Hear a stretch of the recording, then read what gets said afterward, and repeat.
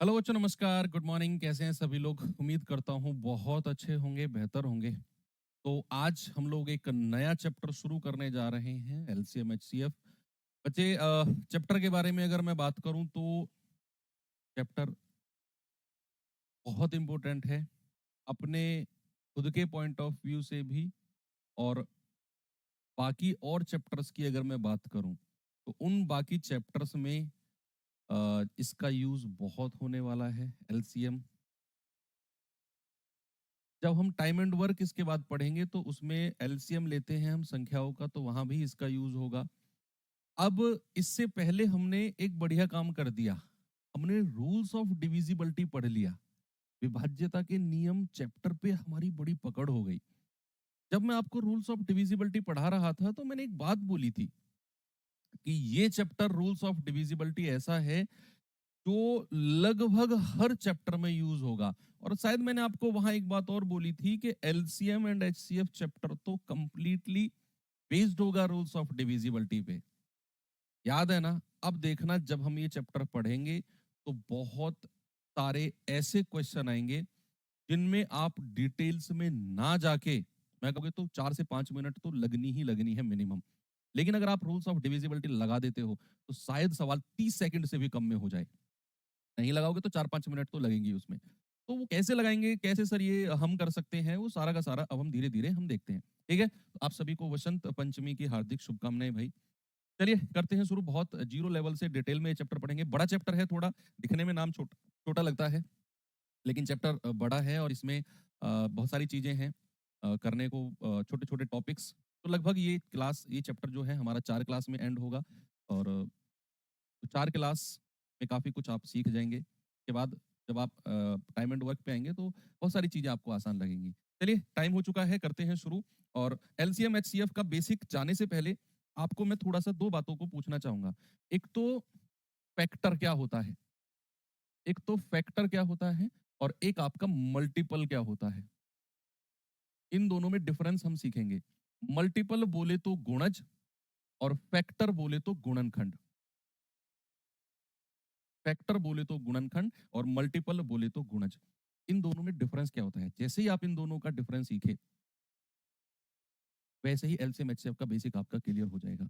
बच्चे, फैक्टर पहले पढ़ते हैं। फैक्टर का मतलब क्या होता है कि मान लो मैं आपसे फॉर एग्जाम्पल मैंने कहा आपसे 10, और मैंने कहा 10 के फैक्टर बताओ, 10 के गुणनखंड बताओ। तो 10 के गुणनखंड का मतलब है वो सभी संख्या जिनके पहाड़े में 10 आता हो।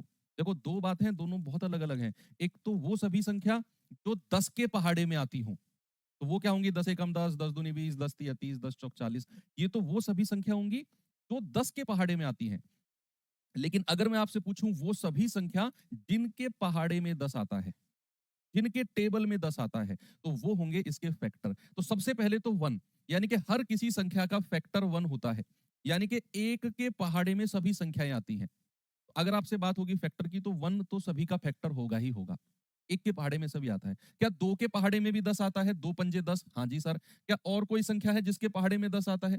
3 के पहाड़े में आता है क्या? नहीं। 4 के में आता है? नहीं सर। 5 के पहाड़े में आता है।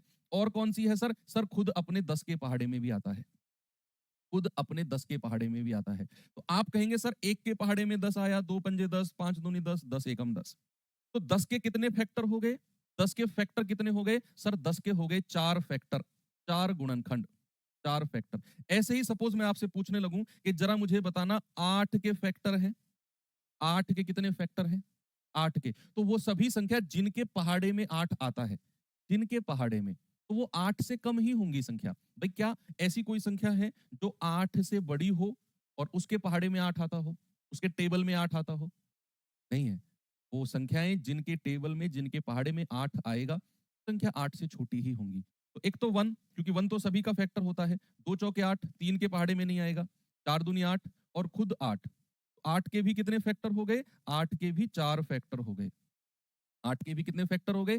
4 फैक्टर हो गए। ये होता है फैक्टर यानी कि गुणनखंड का मतलब। अब अगर मैं बात करूं मल्टीपल की, तो मल्टीपल का मतलब होता है वो सभी संख्याएं। जैसे फॉर सपोज मैंने आपसे कहा 10 के मल्टीपल बताओ, 10 के मल्टीपल या 10 के गुणज। इसी 10 के, जिस 10 के मैंने फैक्टर पूछे, इसी 10 के अगर मैं गुणज आपसे पूछने लगूं तो वो सभी संख्याएं जो 10 के पहाड़े में आती हैं, जो 10 के टेबल में आती हैं, वो सभी संख्याएं जो 10 के पहाड़े में आती होंगी, जो 10 का गुणज होंगी, सभी संख्याएं 10 का मल्टीपल होंगी। जैसे 10 एकम 10, 10 दूनी 20, 10 तिया 30, 10 चौक 40, ऐसे जाके और ये अनंत तक जाएगी कहानी।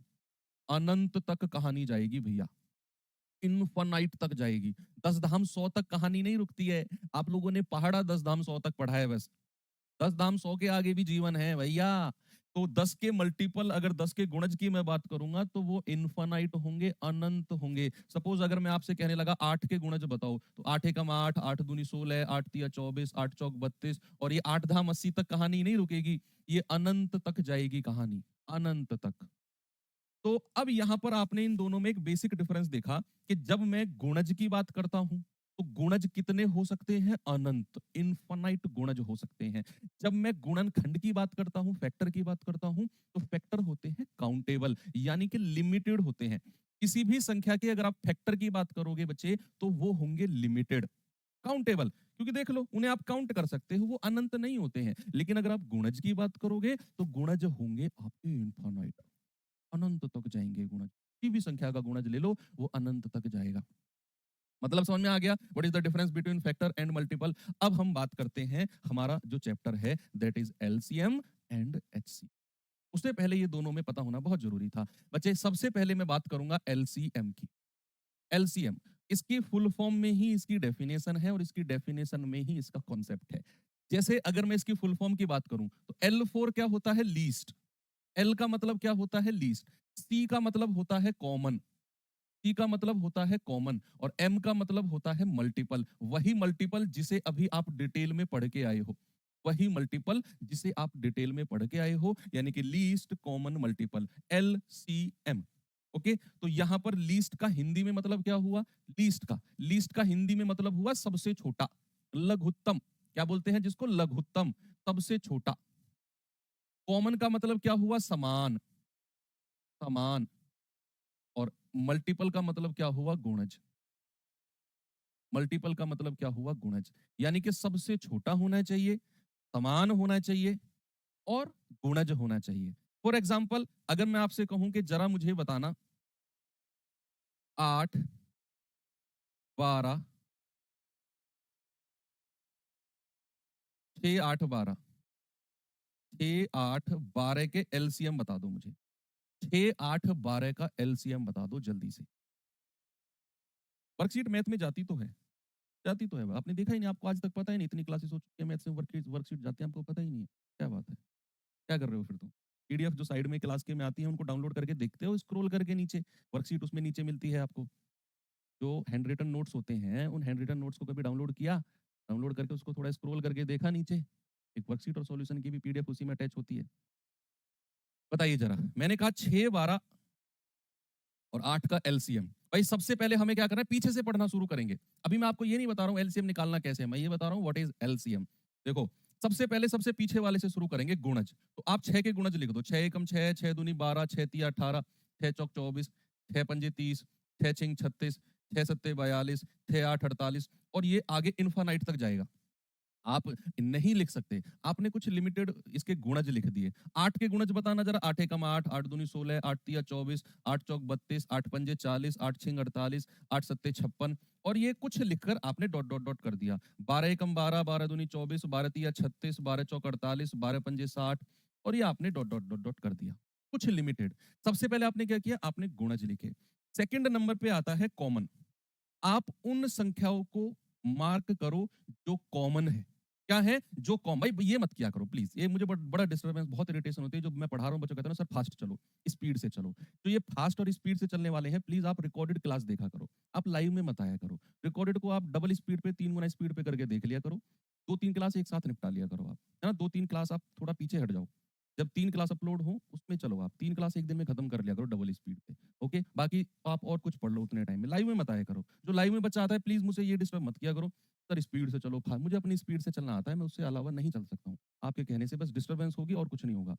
तो आपने गुणज लिखे, फिर आपने देखना है कॉमन, कि कॉमन कौन सा है, कॉमन संख्या कौन कौन सी है। तो कॉमन जो तीनों में कॉमन आपको मिले, भैया हमको 24 कॉमन मिल गया। हमको 24 कॉमन मिल गया। 24 के बाद और क्या कॉमन है सर? हमें 48 भी कॉमन मिल गया। हमें 48 भी कॉमन मिल गया। आप मुझे बताइए जरा, ऐसी कितनी संख्या है जो कॉमन मिल सकती है? ऐसी कितनी संख्या हैं जो 6, 8, 12 में कॉमन मिल सकती हैं? जरा मुझे बताइए आप। How many numbers are there which are common in 6, 8 and 12? आप कहेंगे सर ऐसी अनंत संख्या, ऐसी इनफाइनाइट संख्या हो सकती हैं जो तीनों में कॉमन मिलेंगी। जो तीनों में कॉमन मिलेंगी, जो 6 का मल्टीपल भी होंगी, जो 8 का भी होंगी और जो 12 का भी होंगी।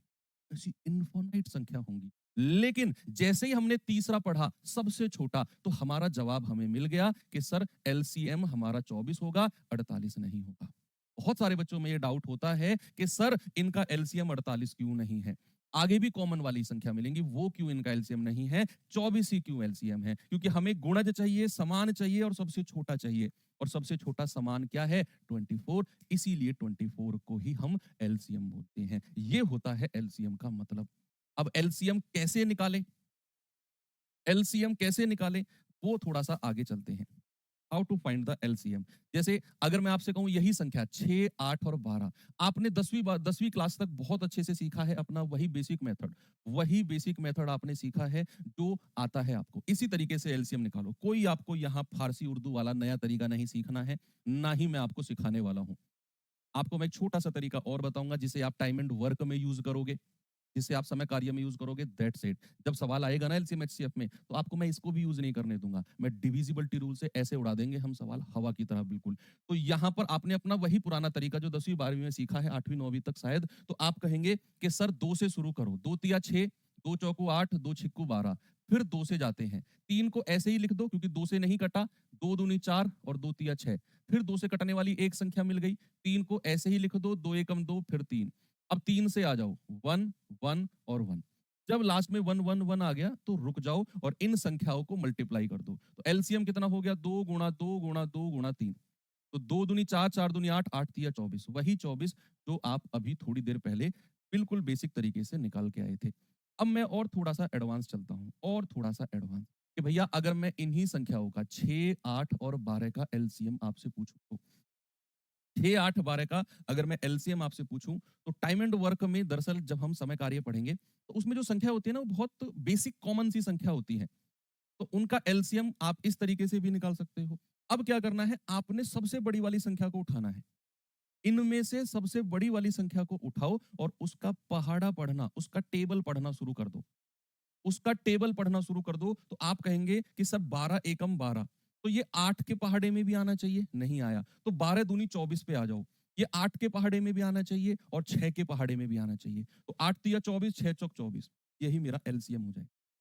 यही क्या हो जाएगा? मेरा एलसीएम हो जाएगा। जैसे एक और भी मैं आगे चलूं, मैंने बोला 16,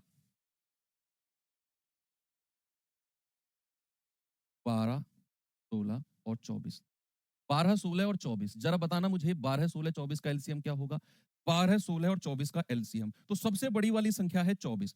अब ये आपको लिखना नहीं है, अपने दिमाग में ही चलाना है। दिमाग बहुत बड़ा कंप्यूटर होता है आदमी का, भैया उसमें ही चीजों को चलाना है। 24 सबसे बड़ी संख्या का पहाड़ा पढ़ते जाओ और वहां पे आके रुक जाओ जहां 16 के पहाड़े में भी और 12 के पहाड़े में भी वो नंबर आता हो। 24 एकम 24, 16 से नहीं कटता।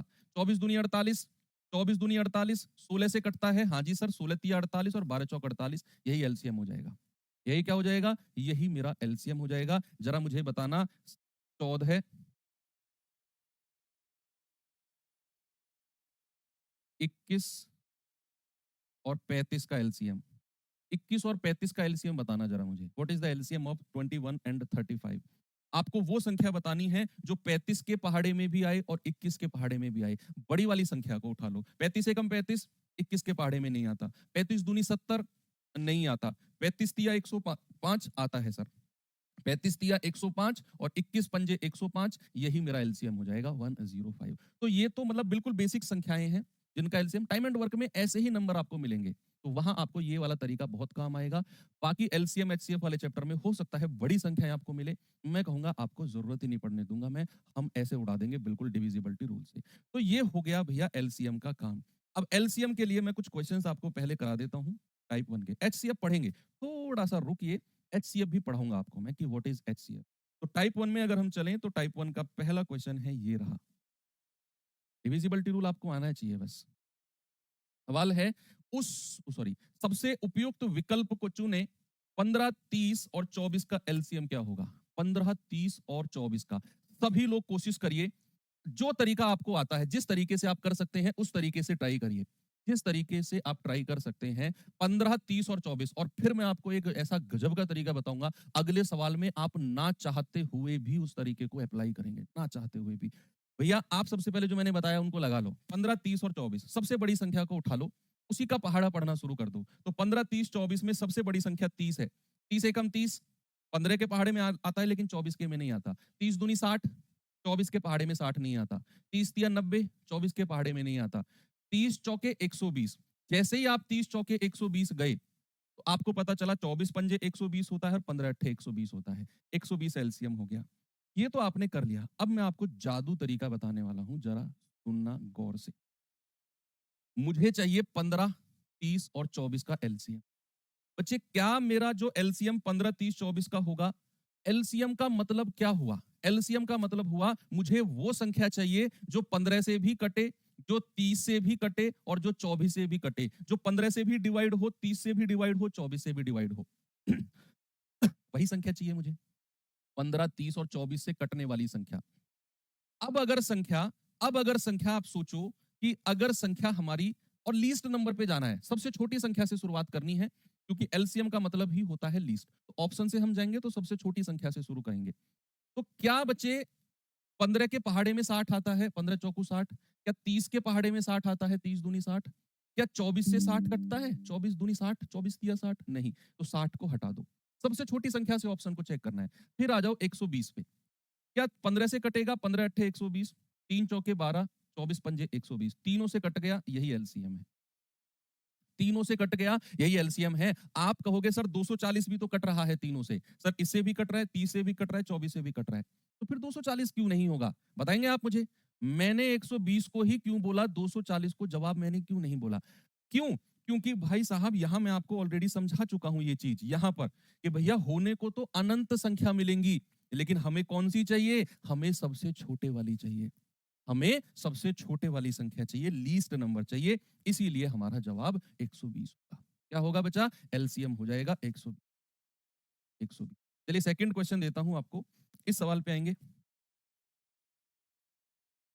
सवाल है 52, 78 और 156 का एलसीएम बता दो क्या होगा?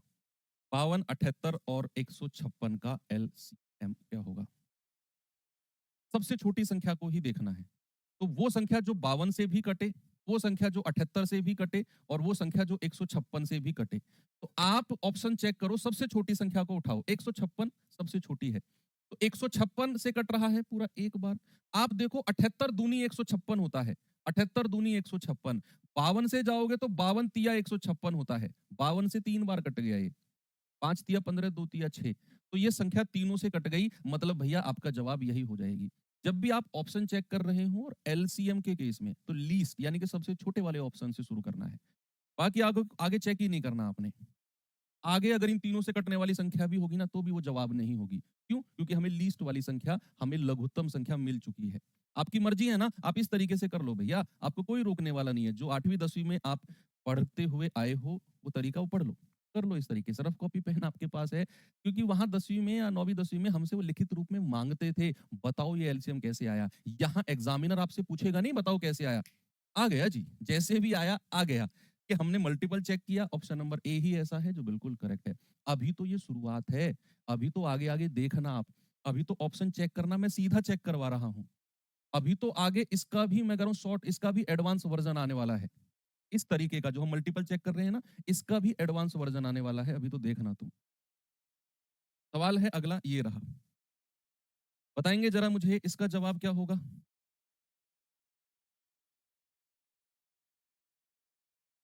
सवाल कह रहा है कि 64, 128 और 160 का एलसीएम बताइए क्या होगा? 64, 30 तिया 90, 24 के पहाड़े में नहीं आता। 30 चौके 120।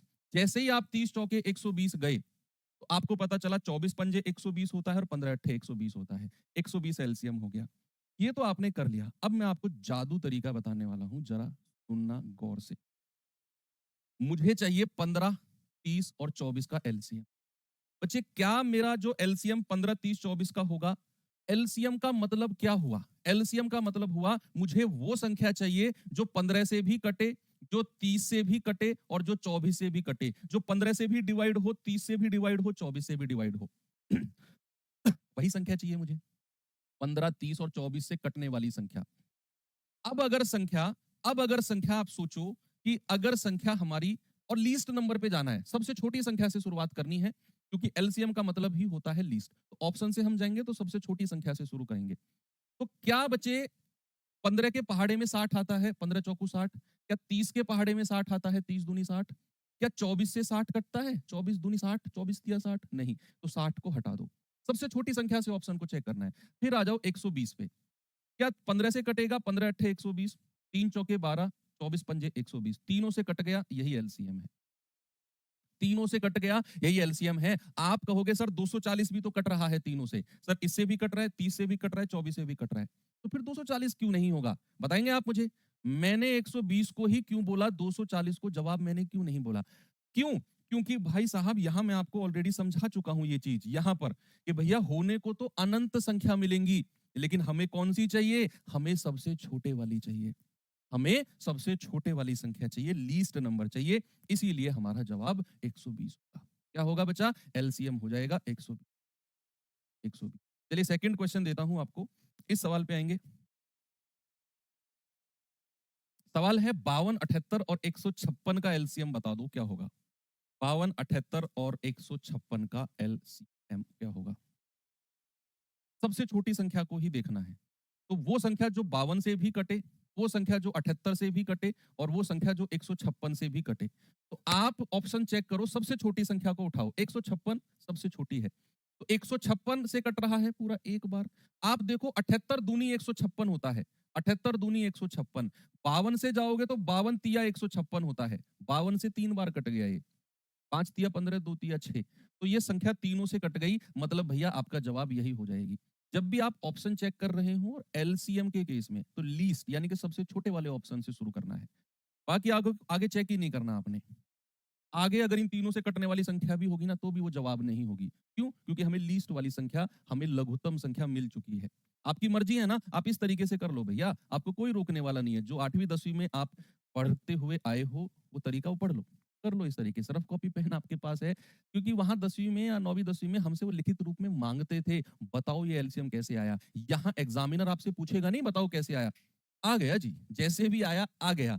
कि हमने मल्टीपल चेक किया, ऑप्शन नंबर ए ही ऐसा है जो बिल्कुल करेक्ट है। अभी तो ये शुरुआत है, अभी तो आगे आगे देखना आप।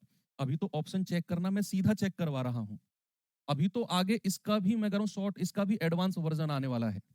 इस तरीके का जो हम मल्टीपल चेक कर रहे हैं ना, इसका भी एडवांस वर्जन आने वाला है, अभी तो देखना तुम। सवाल है अगला ये रहा, बताएंगे जरा मुझे इसका जवाब क्या होगा?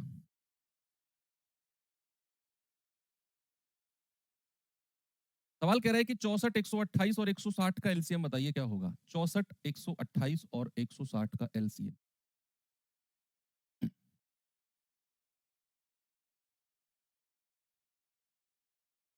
अब धीरे धीरे एडवांस वर्जन आने वाला है। एडवांस वर्जन बोले तो आपको अब चेक नहीं करना कि इससे कटने वाली, इससे कटने वाली, सबसे छोटी से स्टार्ट करो, रुको थोड़ा। आप मुझे एक बात बताओ, हमें वो संख्या चाहिए जो 64 से भी कटे, 128 से भी कटे और 160 से भी कटे। क्या मैंने आपको रूल्स ऑफ डिविजिबिलिटी में एक चीज समझाई थी कि अगर संख्या 160 से कट रही है तो भाई साहब वो 16 गुणा 10, यानी कि वो 10 से भी कटेगी।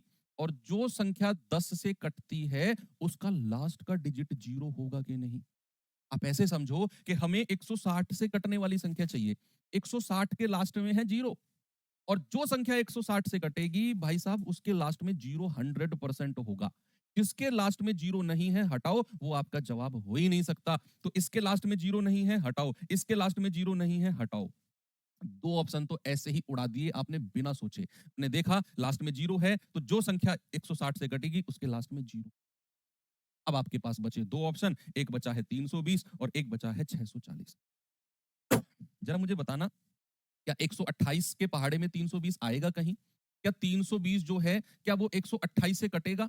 नहीं कटेगा। 128 दूनी 256, 128 तिया 384 होता है। तो ये वाला 320 तो 128 से कटेगा ही नहीं, यानी कि 128 के पहाड़े में, 128 के टेबल में 320 कहीं दूर-दूर तक भी देखने को नहीं मिलेगा। लेकिन हमें तो वो नंबर चाहिए जो 64 के पहाड़े में भी आए, 128 के में भी आए, 160 के में भी आए।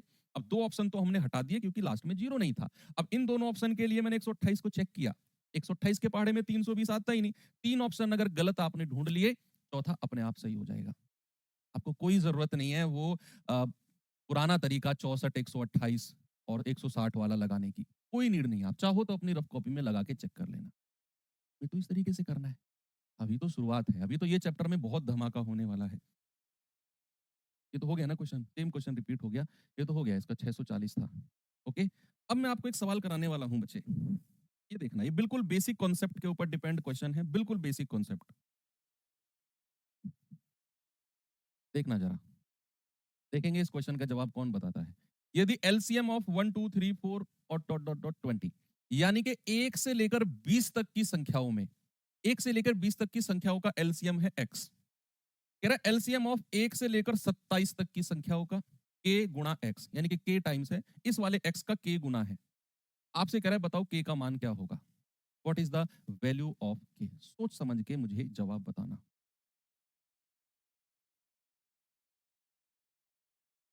मैं आपको इसे अलग तरीके से पहले अलग एक एग्जांपल देके समझाऊंगा, फिर आप समझ जाओगे। जरा मुझे बताना कि एलसीएम ऑफ 1, 2, 3 और 4, 1, 2, 3 और 4 का एलसीएम क्या होगा।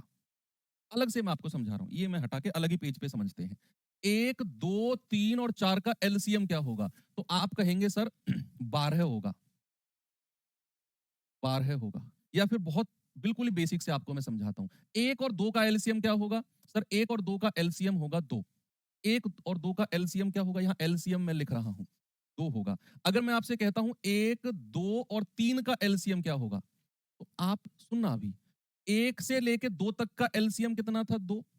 अगली जो एक्स्ट्रा नंबर है 3, क्या वो प्राइम नंबर है, अभाज्य संख्या है। हाँ जी, तो उसे सीधा एलसीएम में गुणा कर दो, सीधा एलसीएम में गुणा कर दो। तो ये हो जाएगा 1 से लेकर 3 तक की संख्याओं का एलसीएम। मैं आगे गया, मैंने कहा 1, 2, 3 और 4 का एलसीएम क्या होगा। 1, 2, 3 और 4 का एलसीएम क्या होगा, तो आप कहेंगे सर 1 से लेकर 3 तक का एलसीएम तो हमारे पास 6 आ गया। 1 से लेकर 3 तक का, तो क्या मैं सीधा 4 की मल्टीप्लाई कर दूं इसमें, या कुछ और। क्या मैं सीधा 4 की मल्टीप्लाई कर दूं, नहीं, ये गलत हो जाएगा। अगर मैंने सीधा 4 की, मैं सीधा मल्टीप्लाई प्राइम नंबर की करता हूं। जैसे 1 से लेकर 2 तक का एलसीएम था 2, अगली संख्या प्राइम थी, अभाज्य थी, तो इसीलिए मैंने सीधा मल्टीप्लाई कर दिया। लेकिन ये 4 जो है ये अभाज्य नहीं है, ये प्राइम नहीं है, तो इसकी आप डायरेक्ट मल्टीप्लाई नहीं कर सकते बच्चे। तो फिर क्या करें सर, इसका फैक्टराइजेशन बताओ। आप इसका फैक्टराइजेशन करोगे 2 गुणा 2, 4 का फैक्टराइजेशन 2 गुणा 2 कर दिया। क्या 1, 2 पहले आ चुका है, 1 से लेकर 3 तक की संख्या में 1, 2 आ चुका है ना, ये रहा। तो 1, 2 को तो हटा दो, बचा हुआ दूसरा उसे मल्टीप्लाई कर दो, तो कितना हो जाएगा 12। आपने 4 की मल्टीप्लाई डायरेक्ट नहीं की क्योंकि ये प्राइम नहीं था, तो आपने इसका फैक्टराइजेशन किया 2 गुणा 2, तो 1, 2 आ चुका है, 1, 2 बचा हुआ, उसकी मल्टीप्लाई करके 12 आ गया। मैं और आगे बढ़ता हूं, मैंने कहा 1, 2, 3, 4 और 5 का एलसीएम बताना जरा मुझे। तो बच्चे आप कहेंगे सर 1 से लेके 4 तक का एलसीएम तो 12 हमने निकाल दिया, अगली संख्या प्राइम है, अगली संख्या क्या है, अगली संख्या अभाज्य है, तो भैया उसकी मल्टीप्लाई तो सीधा कर दो, तो कितना आ जाएगा 60। 1 से लेके 5 तक का एलसीएम कितना हो गया 60। अगर मैं आपसे कहूं जरा 1, 2, 3, 4, 5 और 6, इसका एलसीएम बताना जरा। मैं कॉन्सेप्ट सिखाना चाह रहा हूं आपको, उस सवाल पे ले जाने से पहले कॉन्सेप्ट बेसिक क्या है वो मैं समझा रहा हूं आपको। तो आप कहेंगे कि सर 1 से लेकर 5 तक की संख्याओं का एलसीएम तो 60 आ गया, तो क्या मैं इस 6 की गुणा सीधी कर दूं, नहीं। अगर आप 6 की गुणा डायरेक्ट करोगे तो हो जाएगा गलत, क्योंकि 6 अभाज्य संख्या नहीं है, 6 प्राइम नंबर नहीं है, है प्राइम नंबर नहीं है, इसीलिए आप डायरेक्ट गुणा 5 की गुणा की क्योंकि 5 अभाज्य था। अब 6 को क्या करेंगे, आप इसको तोड़ दो, आप कहोगे सर 2 गुणा 3, क्या 2 का रिपीटिशन है, 2 पहले आ चुका है, हाँ जी सर 2 को भी काट दो। क्या 3 भी आ चुका है पहले, हाँ जी सर आ चुका है, तो 3 को भी काट दो। यानी कि किसी की मल्टीप्लाई करनी ही नहीं, 1 से लेके 6 तक की संख्याओं का एलसीएम 60 ही होगा। एक बार मुझे थम्स अप करके बताओ, क्या समझ में आ गया या और 1-2 आगे बढ़ूँ? अगर समझ में आ गया हो तो यहीं पे रुकूँ और सवाल पे चलूँ। नहीं आया हो तो 1-2 स्टेप और आगे बढ़ता हूँ, फिर मैं 7, 8, 9 का भी निकलवाता हूँ।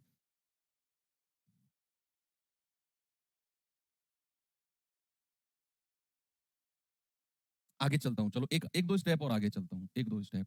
भाई मैं आपसे कहता हूँ 1, 2, 3, 4, 5, 6 और 7 का एलसीएम बताओ। तो आप कहेंगे सर 1 से लेके 6 तक का एलसीएम तो 60 आ गया। सर 7 एक प्राइम नंबर है, तो सीधा मल्टीप्लाई कर दो 420 हो जाएगा। अगर मैं आपसे कहूँ 1, 2, 3, 4, 5, 6, 7 और 8, इसका एलसीएम बताना जरा मुझे। बताओ जरा इसका एलसीएम क्या होगा? बता सकते हैं क्या इसका एलसीएम मुझे? बोलो। आप कहेंगे कि सर 8 की डायरेक्ट गुणा 420 में नहीं करेंगे। नहीं करेंगे सर। क्या करेंगे? 8 को तोड़ लो। भाई यहाँ से यहाँ तक का तो 420 है। 8 को तोड़ो 4 गुणा 2 में। 4 दूनी 8। अब आप कहेंगे सर ये 4 तो पहले आ चुका है। तो इस 4 को नहीं लेंगे। अब आप कहेंगे सर ये 2 भी तो आ चुका है पहले। नहीं बच्चे, इस 2 की मल्टीप्लाई यहाँ पे करनी पड़ेगी, क्योंकि ये 4 जो है ये बड़ी से बड़ी संख्या है। जब मैंने 4 तक का एलसीएम लिया था ना, तो उसमें इस वाले 2 को ऑलरेडी मैंने इंक्लूड कर लिया था। यानी कि जो ये 4 को हमने यहां से टीप के काटा है ना, कि 4 ऑलरेडी आ चुका है। ये 2 जो ये वाला 2 है ना, ये इसमें इंक्लूड है। ये ऑलरेडी इसमें समाहित है। तो और ये 2 इसमें इंक्लूड है और ये 4 यहां से हमने काट दिया। तो ये 2 अब अलग से हो गया। इस 2 को देख के मत काट देना कि 2 आ चुका है। क्योंकि ये 2 ऑलरेडी इसमें आ चुका है 4 में, और ये 4 हमने यहां से देख के काट दिया। तो अब कोई संख्या नहीं है, तो आप इस 2 को गुणा करके 840 लिखोगे। 840, 420 नहीं कहोगे। यही रीजन है। इसीलिए मैंने 8 तक गया हूं मैं, कि 4 दूनी 8, ये 4 को काटा क्योंकि ऑलरेडी 4 आ चुका है। ये 2 को इस 2 से देख के मत काट देना, क्योंकि ये 2 ऑलरेडी 4 में आ गया है, और ये 4 से हमने 4 को काट दिया तो 2 बचा है। ठीक है, अब मैं चलता हूं सवाल की तरफ। सवाल क्या था हमारा? ये बहुत अच्छा सवाल है। कह रहा है 1 से लेके 20 तक का एलसीएम है x। अब आप खुद कोशिश करना। 1 से लेके 20 तक का एलसीएम कितना है? x। आपसे कह रहा है 1 से लेके 27 तक का एलसीएम है k गुणा x। तो आप 20 से अगली वाली संख्या पे चलो। 20 से अगली वाली संख्या कौन सी है? 21। क्या 21 को आप तोड़ते हो 3 गुणा 7 में? तो क्या 3 पहले आ चुका है? हाँ जी सर। 1 से लेके 20 तक की संख्या में आ चुका है। क्या 7 भी आ चुका है? हाँ जी सर। तो फिर 21 को नहीं लेंगे हम। 22 पे आना जरा। क्या 22 में अगर मैं देखूं तो 2 गुणा 11, भाई 2 भी आ चुका है 1 से लेके 20 तक, 11 भी आ चुका है, तो 22 को भी हटा दो। तो 22 को भी हटा दो। अगर मैं 23 को लूं तो 23 तो सीधा एक प्राइम नंबर है, अभाज्य संख्या है। भैया इसकी मल्टीप्लाई तो सीधा हो जाएगी x में। भाई तो जो प्राइम नंबर है उसकी मल्टीप्लाई तो सीधा सीधा करनी है, उसको सोचना ही नहीं है। 24 पे आ जाओ। 24 को तोड़ना जरा। आप कहेंगे सर 24 को तोड़ दो। किस में तोड़ेंगे? 24 को तोड़ दो 2 गुणा 12 में। 2 गुणा 12, या 8 तिया 24 में तोड़ दो। 8 तिया 24 में। भाई 8 भी आ चुका है 1 से लेके 20 तक, और 3 भी आ चुका है, तो 24 को भी नहीं लेंगे।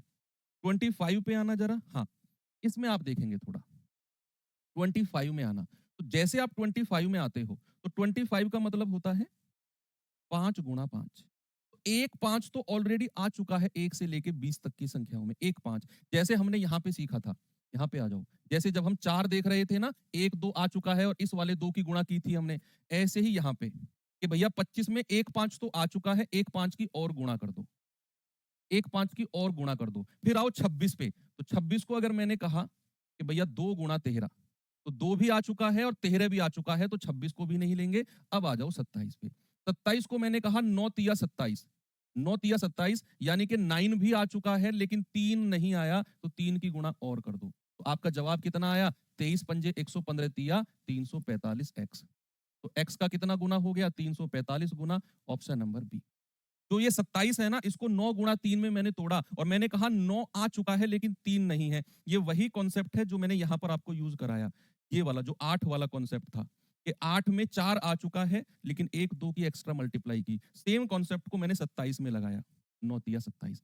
ये क्वेश्चन प्योर कॉन्सेप्चुअल क्वेश्चन है। Pure conceptual question. बच्चे ट्रिक विरिक से आप इसे आराम से, ट्रिक से बढ़िया इस तरीके, ट्रिक इसकी कुछ है ही नहीं। अगर मैं आपसे कहूं भाई आपको मैनुअली संख्या फाइंड आउट करनी है। इस सवाल में टाइम मुझे इसलिए लगा क्योंकि मैंने आपको इस सवाल को एक्सप्लेन किया है। मैं अगर चाहता तो एक्सप्लेन नहीं करता, मैं सीधा समझा देता आपको। मैं ये बोल देता कि भैया 20 से अगली संख्या को ढूंढ लो, प्राइम नंबर देख लो एक तो, और जो संख्या ज्यादा बार रिपीट हुई है उसकी एक संख्या आप यहां मल्टीप्लाई कर दो। अब इसकी मैं आप चाहो तो मैं ट्रिक समझाता हूं आपको, ट्रिक सुनना आप। ये तो हो गया इसका डिटेल्ड मेथड, शायद आपको ट्रिक हो सकता है अच्छी लगे। ट्रिक देखो अब, इसकी ट्रिक क्या है। सर आप कहोगे सर ये ट्रिक तो शुरू में ही बता देते। या शुरू में बता देता ना तो आधे से ज्यादा बच्चे बोलते कि सर डिटेल में समझाओ, क्योंकि उनको कॉन्सेप्ट से मतलब है। अब ट्रिक सुनो, 1 से लेके 20 तक की संख्याओं का कितना है एलसीएम? एक्स। 20 से आगे वाली संख्या कितनी है? 20 से आगे वाली संख्या, 20 से अगली संख्या है 21, 22, 23, 24, 25, 26 और 27। 20 से अगले वाली संख्या यही है ना। हमें 1 से लेके 27 तक की संख्याओं का बताना है। 1 से लेके 20 तक का ये है एक्स। अब 20 से अगली संख्या है इतनी, बाकी सभी संख्याओं को काट दो। एक तो प्राइम संख्याओं को छोड़ो, और एक छोड़ो जो या तो परफेक्ट स्क्वायर हो या परफेक्ट क्यूब हो, या तो पूर्ण घन हो या पूर्ण वर्ग हो, उनको छोड़ो। 21 ना तो प्राइम है, ना ही परफेक्ट स्क्वायर है, ना ही परफेक्ट क्यूब है, हटा दो। 22 का भी यही सीन है, ना तो अभाज्य है, ना ही पूर्ण वर्ग, ना ही पूर्ण घन। 23 प्राइम है, इसको बचा लो, इसको नहीं छेड़ना है। 24 ना तो प्राइम है, ना परफेक्ट क्यूब, ना परफेक्ट स्क्वायर। 25 हमारा पूर्ण वर्ग है। 25 क्या है? परफेक्ट स्क्वायर है, इसका अंडर रूट कर दो। जो परफेक्ट स्क्वायर है उसका अंडर रूट कर दो, आ जाएगा 5। 26 ना तो परफेक्ट स्क्वायर, ना परफेक्ट क्यूब, ना ही अभाज्य। 27 क्या है? 27 हमारा पूर्ण घन है, परफेक्ट क्यूब है ना। तो इसका घनमूल निकाल लो। 27 का घनमूल निकाल दो, कितना आएगा? 3 आ जाएगा। ठीक है, तो जो संख्या यहां पर आई है 23, 5 और 3, इनकी आपस में मल्टीप्लाई कर दो, ये आ जाएगा 5 इंटू 3, 345। यही आपका जवाब है, ऑप्शन नंबर बी। यही आपने करना है, दैट्स इट, और कुछ नहीं करना। ये इसका बेसिक मेथड हो गया, ये बाकी हमने इसका ये डिटेल्ड मेथड पढ़ लिया। ये इसकी ट्रिक है, जिसको जिस तरीके से करना है उस तरीके से जा सकता है बच्चे। ठीक है, चलिए। अब ये अच्छा क्वेश्चन था, इसे बढ़ के अब हम चलते हैं थोड़ा सा आगे, और इसमें हम पढ़ते हैं एचसीएफ। बेसिक एलसीएम यही था। अब हम चलते हैं बेसिक एचसीएफ की तरफ। फिर इन दोनों के कंबाइंड टाइप आएंगे, जो आगे टाइप आएंगे ना, कि एलसीएम एंड एचसीएफ, फ्रैक्शन संख्याओं के, डेसिमल के, पावर वाली संख्याओं के, वो थोड़ा सा आगे चल के आएंगे। इसीलिए पहले एलसीएम पढ़ा बेसिक, अब हम पढ़ते हैं बेसिक एचसीएफ। बेसिक एचसीएफ क्या है? सबसे पहले एचसीएफ की फुल फॉर्म बताइए मुझे, क्या होती है? व्हाट इज द, क्योंकि एचसीएफ की फुल फॉर्म में ही छिपा है इसका कॉन्सेप्ट, फुल फॉर्म में ही कॉन्सेप्ट छिपा हुआ है। तो एच का मतलब क्या होता है? हाईएस्ट। एच का मतलब क्या होता है बच्चा? हाईएस्ट, महत्तम जिसको बोलते हैं। सी का मतलब क्या होता है? कॉमन। सी का मतलब क्या होता है? कॉमन। और एफ का मतलब क्या होता है? फैक्टर। एफ का मतलब क्या होता है? फैक्टर। Highest common factor. अब हाईएस्ट का मतलब हिंदी में क्या होता है? सबसे बड़ा, सबसे बड़ा, सबसे बड़ा। कॉमन का मतलब क्या होता है? समान, समान। और भैया फैक्टर का मतलब क्या होता है? गुणनखंड। क्या होता है बच्चा? गुणनखंड। क्या मैंने फैक्टर थोड़ी देर पहले आपको समझाए? क्या किसी भी संख्या का फैक्टर लिमिटेड होते हैं? किसी भी संख्या के जो गुणनखंड होते हैं बच्चे, क्या वो लिमिटेड होते हैं? यस और नो? मल्टीपल गुणज इनफाइनाइट होते हैं, इनफाइनाइट होते हैं गुणज, अनंत तक जाते हैं। किसी भी संख्या के गुणज अनंत होते हैं। लेकिन अगर मैं फैक्टर की बात करूंगा तो वो होते हैं भैया बड़े लिमिटेड। बहुत गिनी चुनी संख्या होगी फैक्टर्स की। समान होने चाहिए और सबसे बड़ा वाला फैक्टर होना चाहिए। फॉर एग्जाम्पल अगर मैं आपसे कहता हूं कि 12,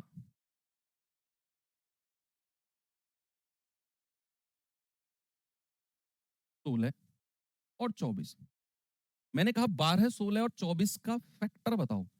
फैक्टर, सारे फैक्टर बताने हैं आपने। वो सभी संख्याएं जिनके आता हो, जिनके पहाड़े में 16 आता हो और जिनके पहाड़े में 24 आता हो। वन से शुरू करना है।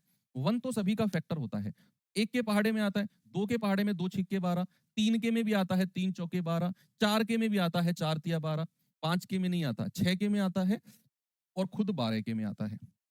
और कोई तो फैक्टर नहीं है 12 का इनके अलावा, और तो नहीं है ना। ऐसे ही 16 के आ जाओ, एक, दो, तीन के पहाड़े में नहीं आता, 4 चौक 16, 5 6 से नहीं कटेगा, 8 दूनी 16 और खुद 16। ऐसे ही 24, 1 2 3 4 6 8 12 और 24, ये इनके फैक्टर हो गए। मैंने वो सभी संख्या लिख ली जिनके पहाड़े में ये गिवन नंबर्स आते हैं। अब मुझे देखना है कॉमन। देखो मैंने पहले तो गुणनखंड बना लिए, अब मैं देखूंगा समान।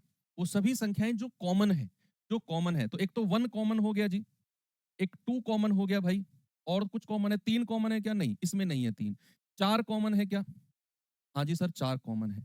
6 नहीं है, इसमें नहीं है 6। 8 इन दोनों में है, इसमें नहीं है। 12 इसमें नहीं है। तो यही 3 संख्या हैं जो कॉमन मिली है हमें। अब और थोड़ा आगे आया मैं तो सबसे बड़ा, देखो गुणनखंड है, मैंने सभी के गुणनखंड बना लिए।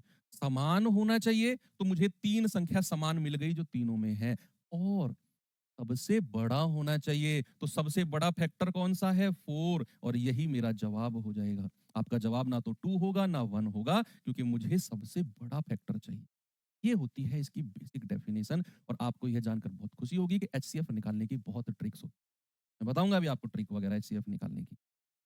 फिलहाल आप एचसीएफ देखो, इस तरीके से आपके सामने आ गया सबसे बड़ा फैक्टर। अब अगर मैं इसे आपके जो 8वीं 10वीं में पढ़ा इन्हीं संख्याओं का 12, 16 और 24